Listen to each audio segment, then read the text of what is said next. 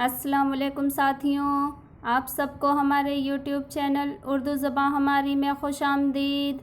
آج میں آپ لوگوں کے لیے ذرائع ابلاغ کے حوالے سے کچھ اہم اور ممکنہ سوالات و جوابات لے کر حاضر ہوئی ہوں، جو نیٹ JRF اور دیگر مقابلہ جاتی امتحانات کی تیاری کے حوالے سے بہت ہی مفید اور کارآمد ثابت ہوں گے۔ تو چلیے ویڈیو شروع کرتے ہیں۔ ہمارا پہلا سوال ہے، جس مضمون میں کسی ادارے، شے یا فرد پر ضروری روشنی ڈالتے ہوئے اس کے اہم پہلوؤں کو نمایاں کیا جاتا ہے، اسے کیا کہتے ہیں؟ جواب ہے، جس مضمون میں کسی ادارے، شے یا فرد پر ضروری روشنی ڈالتے ہوئے اس کے اہم پہلوؤں کو نمایاں کیا جاتا ہے، اسے فیچر کہتے ہیں۔ اگلا سوال ہے، فیچر کی روح کیا ہے؟ تو جواب ہے، فیچر کی روح اختصار اور یعنی جامعیت ہے۔ اگلا سوال ہے، ریڈیو فیچر کس کی ملی جلی شکل ہے؟ جواب ہے، ریڈیو فیچر ریڈیو ٹاک اور ریڈیو ڈرامے کی ملی جلی شکل ہے۔ اس میں ٹاک کی طرح بیانیہ بھی ہوتا ہے اور ڈرامائی صورتحال بھی، لیکن ڈرامے میں افسانہ ہوتا ہے اور فیچر میں حقیقت۔ اگلا سوال ہے، بعض ناقدین کس کے درمیان فرق نہیں مانتے؟ جواب ہے، بعض ناقدین فیچر اور ڈاکیومنٹری کے درمیان کوئی فرق نہیں مانتے۔ اگلا سوال ہے، ڈاکیومنٹری مکمل طور پر حقائق پر منحصر ہوتی ہے، جبکہ فیچر کے موضوع کی بہتر وضاحت و پیشکش کے لیے حقائق کے ساتھ ساتھ لوک گیت، شاعری اور افسانے کو بھی شامل کیا جا سکتا ہے۔ یہ خیال کس کا ہے؟ جواب ہے، یہ خیال ہربرٹ میکلش کا ہے۔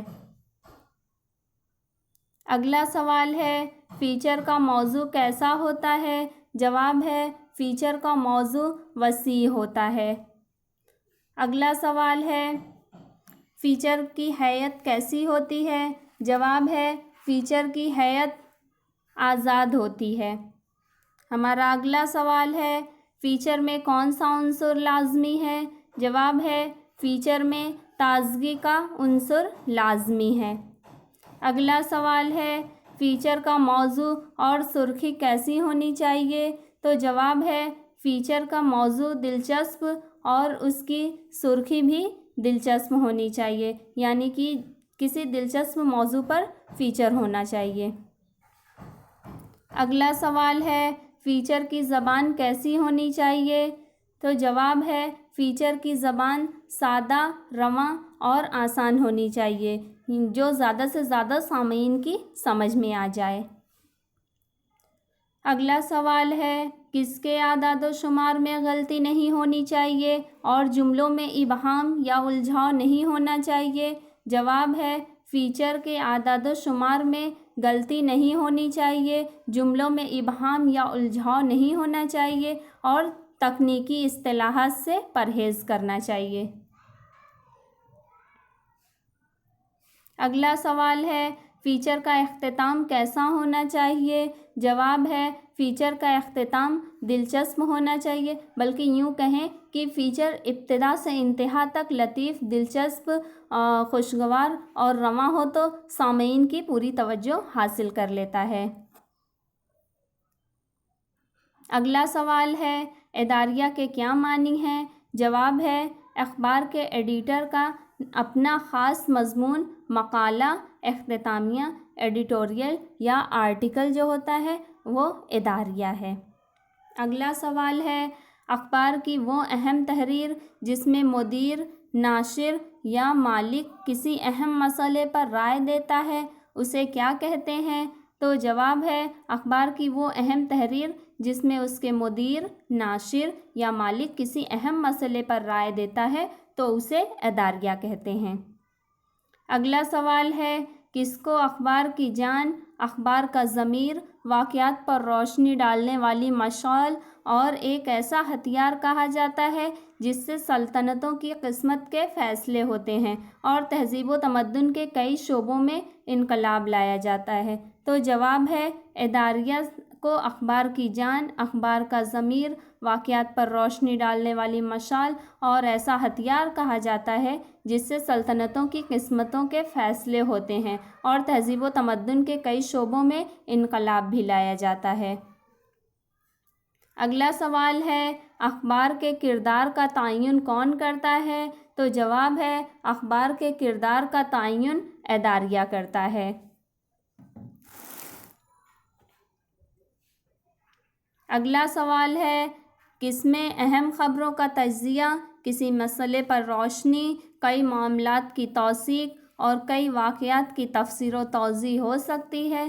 تو جواب ہے اداریہ میں اہم خبروں کا تجزیہ، کسی مسئلے پر روشنی، کئی معاملات کی توثیق اور کئی واقعات کی تفسیر و توضیح ہو سکتی ہے۔ اگلا سوال ہے اخبار کے کس حصے کو اخبار کا حربہ قرار دیا جاتا ہے؟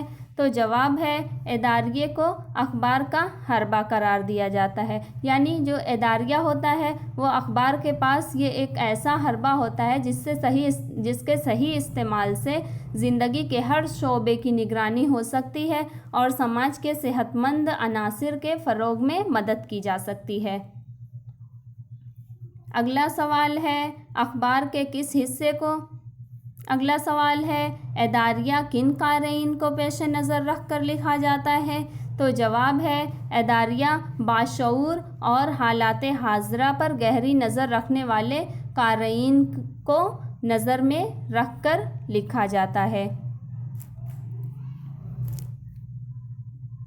یعنی اداریہ جو ہے وہ عام قارئین کو مد نظر رکھ کر نہیں لکھا جاتا ہے۔ اگلا سوال ہے ادارتی تحریر کا اہم عنصر کیسا ہونا چاہیے؟ تو جواب ہے ادارتی تحریر کا اہم عنصر استدلال سے بھرپور ہونا چاہیے، یعنی اداریہ کے لیے ضروری ہے کہ اداریہ نگار کا اپنا ایک نصب العین ہو اور ادارتی تحریر کا جو اہم عنصر ہو وہ استدلال ہو۔ اگلا سوال ہے اخبار کے کس حصے کی سرخی جاذب، ابتدائی جملے دلکش، زبان سیدھی سادی، عام فہم اور اسلوب پاکیزہ ہونا چاہیے؟ تو جواب ہے اداریہ کی سرخی جاذب، ابتدائی جملے دلکش، زبان سیدھی سادی، عام فہم اور اسلوب پاکیزہ ہونا چاہیے۔ اگلا سوال ہے اداریہ کے لیے کس طرح کے موضوع کا انتخاب کرنا چاہیے؟ تو جواب ہے اداریہ کے لیے ایسے موضوع کا انتخاب کرنا چاہیے جس میں زیادہ لوگوں کی دلچسپی ہو۔ اگلا سوال ہے اداریہ میں ہمیشہ کیسے الفاظ استعمال ہوتے ہیں؟ تو جواب ہے اداریہ میں ہمیشہ ہم، ہماری رائے یا ہمارے خیال میں جیسے الفاظ ہی استعمال ہوتے ہیں۔ اگلا سوال ہے اداریہ میں جو ہم کا الفاظ استعمال ہوتا ہے اسے صحافتی اصطلاح میں کیا کہتے ہیں؟ تو جواب ہے اداریہ میں جو ہم کا الفاظ استعمال ہوتا ہے اسے صحافتی اصطلاح میں ایڈیٹوریل وی کہتے ہیں۔ اگلا سوال ہے اداریہ عموماً کتنی طرح کے ہوتے ہیں؟ تو جواب ہے اداریہ عموماً 3 طرح کے ہوتے ہیں۔ کون کون سے؟ تو اطلاعاتی اداریہ، تاثر قائم کرنے والے اداریہ اور مسرت بخش اداریہ۔ اگلا سوال ہے اداریہ اسلوب کے لحاظ سے کیسے ہو سکتے ہیں؟ تو جواب ہے اداریہ اسلوب کے لحاظ سے بیانیہ، تشریحی یا منطقی ہو سکتے ہیں۔ اگلا سوال ہے اداریہ میں کس طرح کے موضوعات ہو سکتے ہیں؟ تو جواب ہے اداریہ میں سیاسی، سماجی، اقتصادی یا سائنسی موضوعات ہو سکتے ہیں، یعنی اداریہ موضوعات کے اعتبار سے اس طرح کے ہو سکتے ہیں۔ اگلا سوال ہے انفرادی صحافت کا نمونہ کسے کہتے ہیں؟ تو جواب ہے انفرادی صحافت کا نمونہ کالم کو کہتے ہیں۔ اگلا سوال ہے مجموعی طور پر کالم ایک ایسا صحافتی فیچر ہے جس میں کالم نویس منتخب موضوع پر اپنے مخصوص انداز میں اپنی رائے پیش کرتے ہوئے کسی بھی معاملہ کے اہم پہلوؤں پر روشنی ڈالتا ہے۔ کالم نگاری کے بارے میں یہ خیال کس کا ہے؟ تو جواب ہے کالم نگاری کے بارے میں یہ خیال اقبال قادری کا ہے۔ اگلا سوال ہے کالم کا اسلوب اور انداز کیسا ہوتا ہے؟ تو جواب ہے کالم کا اسلوب شگفتہ اور انداز غیر رسمی ہوتا ہے۔ اگلا سوال ہے کالم میں ہم کے بجائے کون سے الفاظ استعمال ہوتے ہیں؟ تو جواب ہے کالم میں ہم کے بجائے میں، میرے، میری، میرے خیال میں یا میری رائے میں جیسے الفاظ استعمال ہوتے ہیں۔ یعنی اداریے میں جو ہوتا ہے وہ ہم، ہمارے اس طرح کے الفاظ استعمال ہوتے ہیں، اور اداریے میں یا میری یا میرے خیال میں اس طرح کے الفاظ استعمال ہوتے ہیں۔ اگلا سوال ہے کالم عموماً کتنی قسم کے ہوتے ہیں؟ جواب ہے کالم عموماً 5 قسم کے ہوتے ہیں۔ کون کون سے؟ تو رنگ برنگا کالم، ذاتی کالم، مزاحیہ کالم، سنڈیکیٹ کالم اور خصوصی کالم۔ اگلا سوال ہے ایک ایسی تحریر جس کے اندر مختلف خیالی یا حقیقی واقعات کی سلسلہ وار تفصیلات مع آوازی و تصور اجزاء کے درج ہوتی ہے، وہ کیا کہلاتی ہے؟ تو جواب ہے ایسی تحریر اسکرپٹ کہلاتی ہے، کیونکہ اسکرپٹ کے اندر ہی خیالی حقیقی واقعات کی سلسلہ وار تفصیل ہوتی ہے، اور اس میدان کی قبول کردہ یا منظور شدہ اصطلاحات، مخففات اور حیت کو استعمال کیا جاتا ہے۔ اگلا سوال ہے اسکرپٹ کی وضاحت و صراحت کے لیے کن الفاظ کا استعمال کیا جاتا ہے؟ تو جواب ہے اسکرپٹ کی وضاحت و صراحت کے لیے بلو پرنٹ، فریم ورک یا ڈھانچے جیسے الفاظ کا استعمال کیا جاتا ہے۔ اگلا سوال ہے اسکرپٹ نگاری کے لیے کتنی چیزوں کی اہلیت کی ضرورت ہوتی ہے؟ تو جواب ہے اسکرپٹ نگاری کے لیے 5 چیزوں کی اہلیت کی ضرورت ہوتی ہے۔ تو کون کون سی؟ تو ریسرچ کی ضرورت، ڈھانچہ بنانے کی ضرورت، کانسیپٹ کو سوچ لینے کی اہلیت، اور ویژوئلائزیشن یعنی بصری پیکر میں سوچنے یا پیش کرنے کی اہلیت، اور مکالمے اور بیانیہ لکھنے کا ملکہ۔ یہ 5 چیزیں جو ہوتی ہیں یہ اسکرپٹ نگاری کے لیے ان چیزوں کی اہلیت کی ضرورت ہوتی ہے، یعنی اسکرپٹ نگار کے اندر یہ چیزیں ہونی چاہیے۔ اگلا سوال ہے اسکرپٹ کے بنیادی طور پر کتنے حصے ہوتے ہیں؟ تو جواب ہے اسکرپٹ کے بنیادی طور پر 3 حصے ہوتے ہیں۔ کون کون سے؟ سین کا عنوان یعنی سین ہیڈنگ، اس کے تحت سین کا مقام اور وقت ظاہر کیا جاتا ہے۔ اگلا سین کا بیان یعنی سین ڈسکرپشن، اس میں ویژول کی حرکات کا مختصر مگر جامع بیان آواز اور تجویز کی گئی موسیقی کے ساتھ ہوتا ہے۔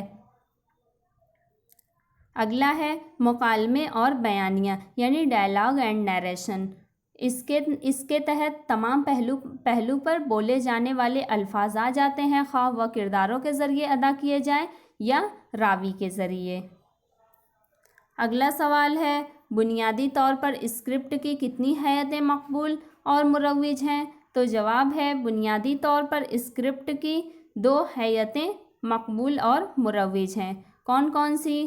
تو 2 کالمی حیت اور اسکرین پلے حیت، یہی دونوں بہت مقبول اور مروج ہیں۔ اس کے علاوہ بھی بہت سی حیتیں ہیں جو بہت کم استعمال کی جاتی ہیں۔ اگلا سوال ہے ایسی تخلیق جس میں کسی مسئلے پر اس طرح روشنی ڈالی گئی ہو کہ دیکھنے اور سننے والے اس سے متاثر ہو کر اس مسئلے کے حل کے لیے عملاً اٹھ کھڑے ہوں، اسے کیا کہتے ہیں؟ تو جواب ہے ایسی تخلیق جس میں کسی مسئلے پر اس طرح روشنی ڈالی گئی ہو کہ دیکھنے اور سننے والے اس سے متاثر ہو کر اس مسئلے کے حل کے لیے اٹھ کھڑے ہوں، ایسی تخلیق کو ڈاکیومنٹری کہتے ہیں۔ اگلا سوال ہے، ڈاکیومنٹری خیالی باتوں کے بجائے کن پر مبنی ہوتی ہے؟ تو جواب ہے ڈاکیومنٹری خیالی باتوں کے بجائے حقیقت اور سچائی پر مبنی ہوتی ہے۔ اگلا سوال ہے، ایک اچھی ڈاکیومنٹری کن پر مثبت اثرات مرتب کرتی ہے؟ تو جواب ہے ایک اچھی ڈاکیومنٹری سیاسی، سماجی، اقتصادی اور قانونی ترقی پر مثبت اثرات مرتب کرتی ہے۔ اگلا سوال ہے، ڈاکیومنٹری کس حیت میں ہو سکتی ہے؟ تو جواب ہے ڈاکیومنٹری ڈرامے کی حیت میں ہو سکتی ہے، لیکن ڈاکیومنٹری جو ہے حقیقت اور سچائی پر مبنی ہوتی ہے۔ اگلا سوال ہے، ڈاکیومنٹری کا لازمی جز کیا ہے؟ تو جواب ہے ڈاکیومنٹری کا لازمی جز بیانیہ ہے۔ اگلا سوال ہے، ڈاکیومنٹری عموماً کتنے منٹ کی ہوتی ہے؟ تو جواب ہے ڈاکیومنٹری عموماً 60 منٹ کی ہوتی ہے، اور کبھی کبھی جو منی ڈاکیومنٹری ہوتی ہے وہ 15 سے 20 منٹ کی بھی ہوتی ہے۔ اگلا سوال ہے، سوانحی ڈاکیومنٹری کو پیش کرتے وقت کن باتوں کا لحاظ رکھنا چاہیے؟ تو جواب ہے سوانحی ڈاکیومنٹری کو پیش کرتے وقت تاریخی ترتیب اور اسٹوری صیغہ ماضی میں بیان کی ہو، ان باتوں کا خصوصی دھیان رکھنا چاہیے۔ سوانحی ڈاکیومنٹری میں کسی شخص کے حالات زندگی پیش کرتے ہوئے اس کی تاریخی ترتیب کا لحاظ رکھنا چاہیے اور اسٹوری صیغہ ماضی میں بیان ہونی چاہیے، خواہ وہ سوانح باحیات جن کی سوانح کی ڈاکیومنٹری پیش کی جا رہی ہے وہ باحیات ہی کیوں نہ ہوں۔ اور سوانحی ڈاکیومنٹری جو ہوتی ہے اگر صاحب سوانح جو ہے وہ باحیات ہے پھر بھی دوسروں کے ذریعے ہی بیان ہونی چاہیے، وہ صاحب سوانح کے ذریعے نہیں بیان ہونی چاہیے ڈاکیومنٹری۔ مزید نئی ویڈیوز دیکھنے کے لیے ہمارے چینل اردو زباں ہماری کو سبسکرائب کریں اور ویڈیوز کو لائک اور شیئر کرنا نہ بھولیں۔ بہت شکریہ۔